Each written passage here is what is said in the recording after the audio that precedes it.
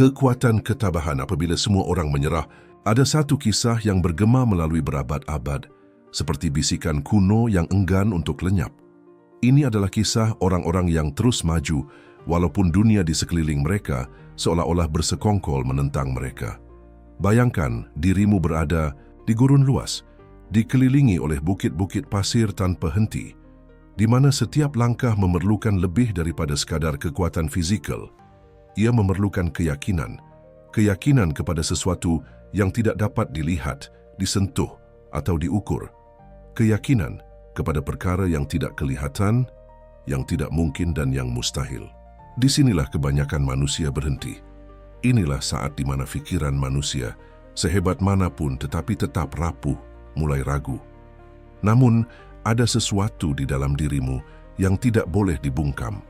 Bisikan itu berkata, engkau dilahirkan untuk sesuatu yang lebih besar.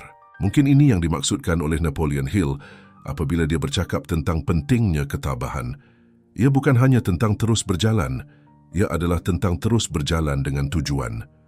Ketabahan bukanlah kata biasa. Ia membawa beban keputusan-keputusan, sukar dan jalan-jalan yang sunyi. Ayrton Senna, genius di trek perlumbaan, lebih memahami ini berbanding sesiapa pun. Dia menghadapi ribut secara harfiah semasa perlumbaan di mana langit seolah-olah runtuh di atas kepalanya, namun dia tidak menyerah.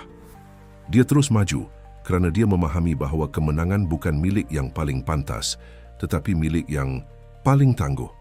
Di sinilah pelajaran pertama dan terpenting itu terletak. Ketabahan bukan bakat bawaan. Ia adalah keputusan harian yang diperbaharui setiap pagi. Setiap kali kamu bangun, walaupun alam semesta seolah-olah bersekongkol untuk menjatuhkanmu, kamu menegaskan semula keputusan itu. Kamu menanam benih yang tidak kelihatan, yang hanya akan berkembang bagi mereka yang mempunyai kesabaran dan keberanian untuk menunggu. Tetapi mengapa begitu sukar untuk bertahan? Kerana dunia moden telah mengajar kita untuk mencari hasil yang cepat dan kepuasan segera. Kita ingin berjaya seperti menekan butang pada aplikasi. Namun kehebatan sebenar tidak pernah dibina dengan cara seperti itu. J.K. Rowling, wanita yang menakjubkan generasi dengan cerita-cerita magisnya, menghadapi penolakan yang mampu menghancurkan sesiapa sahaja. 12 penerbit berkata tidak sebelum akhirnya seseorang berkata ya. Dan walaupun begitu, dia terus maju. Mengapa? Kerana dia tahu matlamatnya lebih besar daripada halangan-halangan itu. Dia memahami bahawa kegagalan tidak mentakrifkanmu. Ia hanya mengungkapkan kedalaman komitmennya terhadap impian, dan disinilah mindset berperanan. Mindset adalah tanah tempat biji-bijian ketabahan ditanam.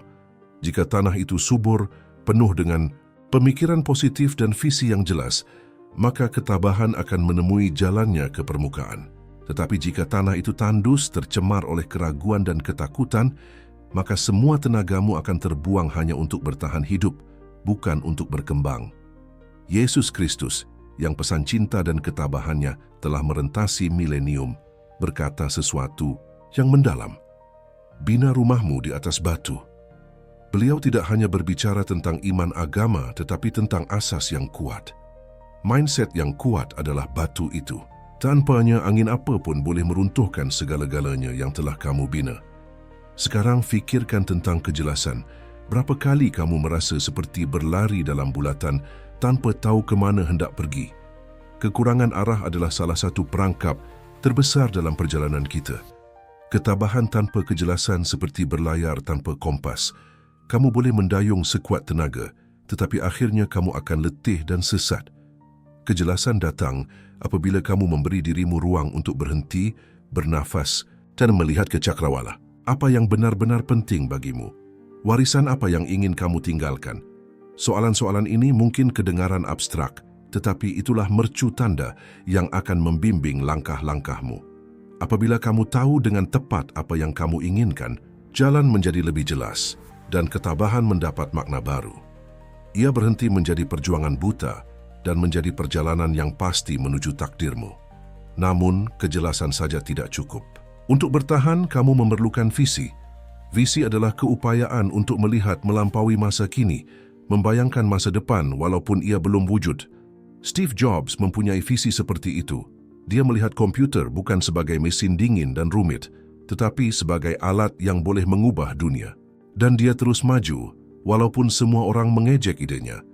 Visi adalah enjin yang mendorong ketabahan kerana ia memberikan makna kepada penderitaan dan pengorbanan. Tanpa visi, ketabahan adalah kosong. Dengan visi, ia menjadi bahan api. Kemudian, kita sampai kepada tujuan. Tujuan adalah sebab kamu bangun setiap pagi, walaupun dunia cuba untuk menekanmu. Ia adalah api yang menyala di dalam dirimu, walaupun pada malam-malam terdingin. Mahatma Gandhi mempunyai tujuan yang jelas, membebaskan jutaan orang dari penindasan, dan dia terus maju walaupun menghadapi penjara, keganasan, dan ketidakpercayaan. Tujuan adalah perkara yang menjadikan ketabahan sesuatu yang suci. Ia meningkatkan usaha-usahamu dari tindakan perlawanan biasa kepada tindakan transformasi. Namun tujuan tanpa disiplin adalah seperti perahu tanpa dayung. Disiplin adalah apa yang mengekalkan ketabahan dalam pergerakan, walaupun semangat awal mulai pudar. Disiplin adalah amalan harian melakukan apa yang perlu dilakukan, walaupun tiada tepukan tangan atau ganjaran segera. Ia adalah otot yang menguatkan tekadmu. Dan tindakan adalah puncak segalanya. Ketabahan tanpa tindakan adalah impian yang tidak lengkap. Tindakan adalah saat kamu meletakkan kakimu di tanah dan mula berjalan, walaupun jalan dipenuhi dengan duri. Namun ketabahan juga memerlukan sesuatu yang sering kita abaikan, rasa syukur. Rasa syukur kepada proses, kepada pelajaran yang dipelajari, kepada orang-orang yang melintasi jalanmu.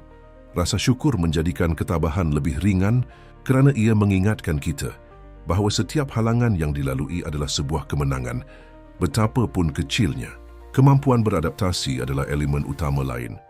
Dunia sentiasa berubah, dan mereka yang bertahan adalah mereka yang tahu bagaimana menyesuaikan layarnya dengan angin. Ketahanan akhirnya adalah keupayaan untuk bangkit selepas setiap kejatuhan. Dan pembelajaran adalah kitaran berterusan yang mendorong semuanya. Jadi, kita sampai di penghujung perjalanan ini, tetapi bukan penghujung perjalananmu. Ingatlah, ketabahan bukan hanya tentang terus berjalan. Ia adalah tentang terus berjalan dengan tujuan, dengan kejelasan, dengan visi.